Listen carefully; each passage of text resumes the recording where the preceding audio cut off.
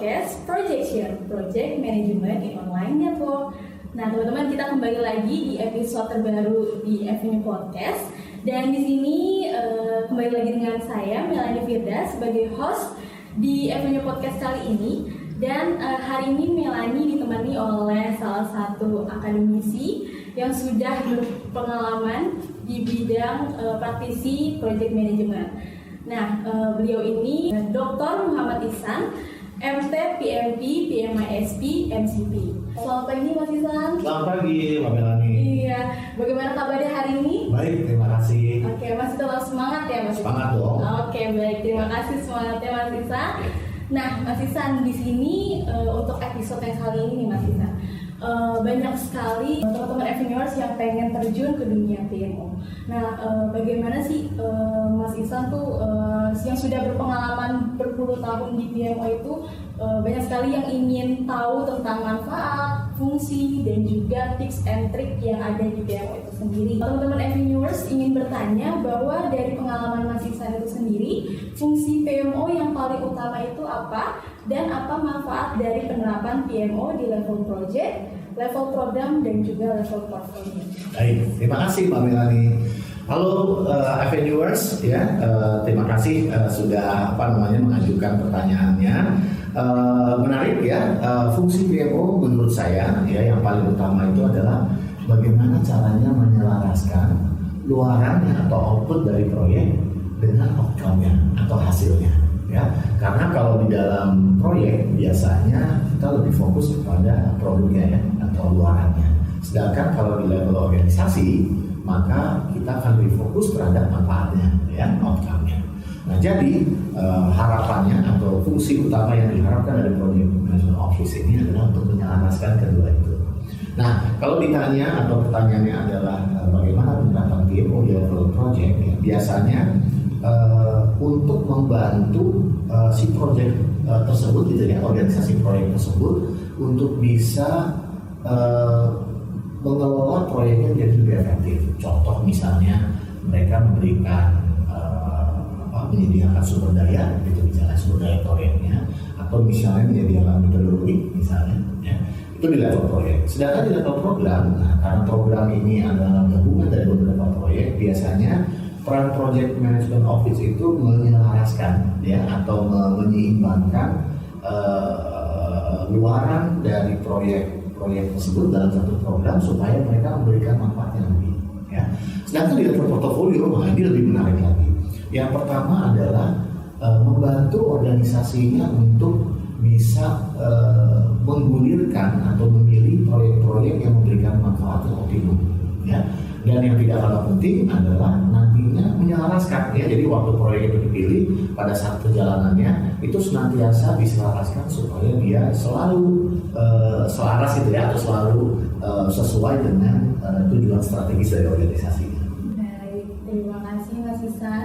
Jadi teman-teman Avenuers penting sekali menyelaraskan atau menyeimbangkan seluruhnya di project management itu sendiri ya, agar mencapai tujuan atau goal yang diinginkan, begitu ya Mas Ihsan. Betul ya. Baik, teman-teman Avenuers juga pengen bertanya nih Mas Ihsan, bahwa gimana sih cara untuk memulai untuk mengimplementasikan PMO baik di project maupun di organisasi? Baik, terima kasih. Ini juga pertanyaan yang sangat menarik nih Mbak Melanie ya, kawan-kawan Avenuers. Yang pertama, saran saya tidak harus memulai sesuatu tidak harus sempurna. Jadi jangan takut ya untuk memulai mengimplementasikan sebuah PMO. Hanya saja yang perlu diperhatikan adalah mengetahui apa sih tujuan utama yang diharapkan dari PMO ini oleh organisasinya gitu ya. Jadi misalnya untuk sementara waktu yang penting saya dapat visibility dulu deh terhadap proyeknya, itu boleh ya. Mungkin juga mereka mengharapkan kita harus menjelaskan strategi kita dengan luaran dari proyeknya, itu juga boleh ya. Jadi hanya saja dari awal mungkin kita sudah set ekspektasinya seperti apa, dan tidak harus sempurna dari awal ya, tetapi itu tadi ada proses pembelajaran. Oke, jadi harus di set dulu goalnya, tujuannya supaya, dan yang lebih penting berani terjun dulu ya. Iya dong. Betul. Nah teman-teman entrepreneurs kalau memang pengen tahu bagaimana sih cara mengimplementasikannya, yang pertama itu harus tahu tujuan atau goalnya dan juga harus berani. Begitu ya Mas Ihsan ya. Iya. Supaya bisa seperti Mas Ihsan juga sudah berpuluh tahun di bidang project management ya. Teman-teman entrepreneurs juga banyak yang pengen tahu di pertanyaan ini nih Mas Ihsan, gimana sih tips dan trik dari Mas Ihsan untuk handle multiple project? Nah, menarik. Terima kasih nih pertanyaannya Mbak Melani. Jadi kawan-kawan, biasanya tantangan pengelolaan proyek di dalam organisasi itu makin bertambah kalau proyeknya lebih dari satu, gitu ya. Mengapa? Karena biasanya organisasi itu perlu menimbang adanya prioritasi antara beberapa proyek itu. Gunanya untuk apa menimbang itu? Ya, gunanya untuk mengoptimalkan manfaat yang akan diberikan dari proyek itu ke organisasinya. Ya. Dan yang kedua, biasanya yang namanya organisasi itu dalam mengelola proyek pasti ada batasannya. Ya, contoh misalnya, SDM-nya terbatas gitu ya. Nah, dengan adanya multiple projects ini, biasanya kita juga menaruh prioritas. Mau ditaruh di mana SDM-nya gitu ya. Atau misalnya mereka memutuskan untuk, karena SDM-nya tidak cukup, maka sebaiknya ditambah gitu SDM-nya. Nah, artinya pengelolaan multiple projects itu akan menjadi lebih memiliki tantangan ya dibandingkan dengan yang proyek-proyek yang secara individu gitu ya, maksudnya yang satu-satu ya, seperti itu. Oke, baik. Jadi jika teman-teman entrepreneurs menghandle multiple project, jauh lebih bisa melengkapi satu sama yang lain juga ya, betul ya Mas? Betul sekali. Jadi bisa saling melengkapi dan juga bisa menyelaraskan, balik lagi seperti yang tadi Mas Ihsan beritahu, bisa saling menyelaraskan dan mencapai tujuan yang diinginkan. Seperti itu. Nah, teman-teman entrepreneurs, sebelum kita ke pertanyaan yang selanjutnya, jika memang pengen dicatat dulu nih, bisa juga di pause videonya, jadi teman-teman bisa sambil belajar dan bisa ambil insight yang dari Pak Ihsan sampaikan pada episode pada hari ini. Kita lanjut ke pertanyaan selanjutnya. Untuk teman-teman entrepreneurs, PMO yang sukses itu seperti apa sih? Oke, baik, terima kasih. Ini juga pertanyaan yang menarik ya. Jadi begini kawan-kawan, untuk bisa mengukur suatu kesuksesan, biasanya basisnya adalah ekspektasinya. Ya, jadi kalau misalnya PMO ingin diukur kesuksesannya, maka dari awal kita juga harus menetapkan apa sih yang akan kita harapkan dari PMO tersebut gitu ya. Contoh misalnya ini, PMO itu mungkin di awal, yang penting mereka bisa memberikan laporan yang komprehensif deh gitu ya dari beberapa proyek yang dikelola. Nah, kalau misalnya proyek tersebut akhirnya laporan atas proyek tersebut itu bisa dikelola dengan baik oleh PMO-nya dan memberikan manfaat ke organisasinya bahwa laporan tersebut bisa dijadikan basis untuk pengambilan keputusan atas proyek-proyeknya, menurut saya itu sudah dikatakan sebagai sukses ya. Tapi nanti kalau misalnya ternyata ekspektasinya bertambah atau berkembang, pastinya nanti akan kita sesuaikan.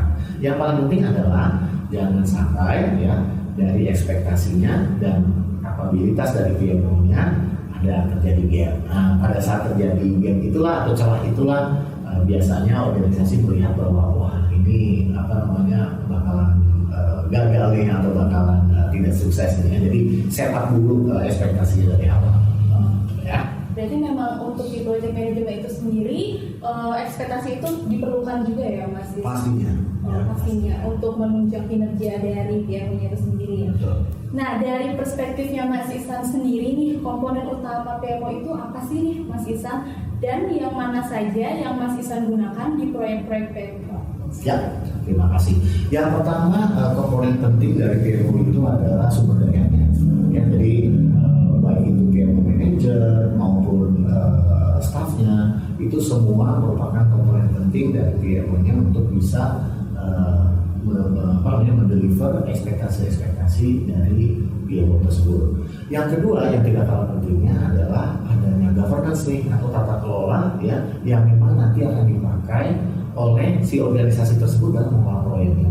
Jadi kawan-kawan entrepreneurs ya pada saat nanti mendefinisikan atau setup untuk PMO itu penting juga untuk menyusun tata kelola proyek ya di dalam organisasi tersebut sehingga nanti pengelolaan proyek, terutama kalau proyeknya itu udah banyak gitu ya, multiple itu akan menjadi semakin lebih efektif. Dan yang ketiga yang tidak kalah penting menurut saya, ini adalah tools dan proses ya. Jadi istilahnya PMO diharapkan bisa memberikan metodologi gitu ya, membantu si organisasi proyek itu memberikan metodologi dan juga toolsnya. Supaya apa? Supaya bisa mengelola proyeknya menjadi lebih efektif. Baik Mas Ihsan, dari yang disampaikan Mas Ihsan tadi itu memang banyak sekali insight-nya ya, seperti toolsnya harus diperhatikan dan tata kelolanya juga harus diperhatikan, jadi bisa sesuai dengan ekspektasi atau goalnya ya, seperti itu. Nah, bagian tersulit apakah menurut Mas Ihsan nih dalam menjalankan PMO, dan bagaimana cara Mas Ihsan mengatasi tantangan tersebut?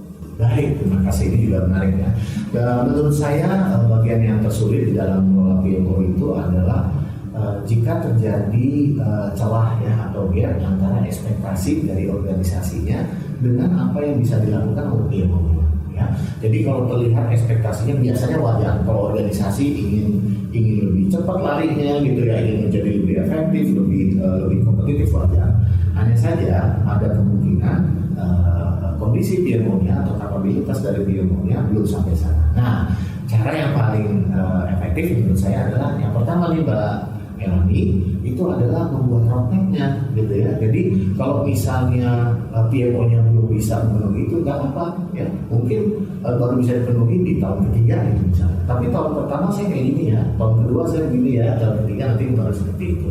Nah, kalau misalnya ternyata nih organisasinya tidak bisa menunggu itu misalnya karena memang bisnisnya begitu kompetitif, tidak usah takut karena ada beberapa pakar PMO nih ya, yang istilahnya nanti ya bisa membantu organisasi tersebut misalnya bentuknya sebagai tandem ya, di tandem. Jadi tidak perlu mereka harus capek-capek harus mengumpul atau mengembangkan kompetensinya, tapi bisa langsung di tandem dengan pakar-pakar PMO ini. Supaya apa? Supaya mereka bisa mengelola PMO-nya satu lebih baik, terus yang kedua bisa mendorong ya lebih mempercepat adanya itu tadi pemenuhan harapannya sesuai dengan roadmap dari PMO.